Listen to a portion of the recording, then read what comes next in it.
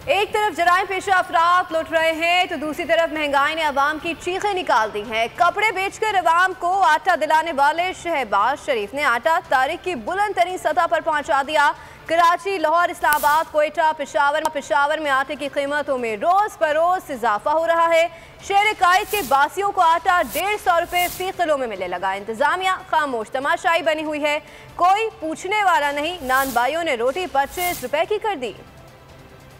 यहाँ पर आपको बता रहे हैं, कपड़े बेचकर अवाम को आटा दिलाने वाले शहबाज शरीफ ने आटा तारीख की बुलंद तरीन सतह पर पहुंचा दिया। कराची, लाहौर, इस्लामाबाद, कोयटा, पेशावर में आटे की कीमतों में रोज बरोज इजाफा हो रहा है।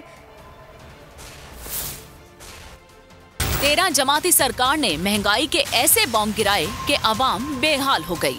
आटे की कीमत तारीख की बुलंद तरीन सतह पर पहुंच गई। कराची के मार्केट्स में आटा 150 रुपए किलो फरोख्त होने लगा। 20 किलो का थैला 3000 रुपए का हो गया। अवाम हुकूमत वक्त के खिलाफ फट पड़े। सैटरडे को 2700 रुपए बोरी बेड़ा हमारा घर को गया, कहाँ से ले आऊं?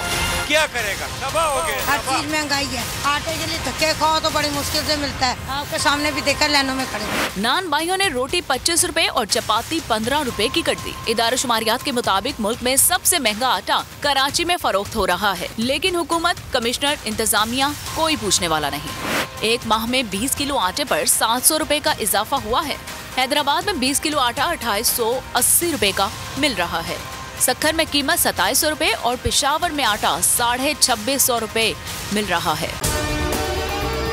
अगर आपको हमारी ये वीडियो पसंद आई है तो लाइक पर क्लिक कीजिए।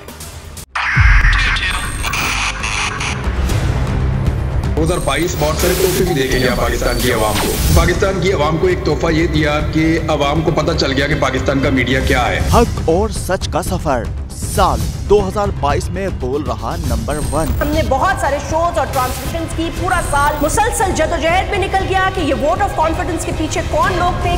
तोड़े रेटिंग के सभी रिकॉर्ड। सोशल मीडिया पर भी सबसे ज्यादा तेजी से 2.4 बिलियन व्यूज का संगे मील अबूर किया।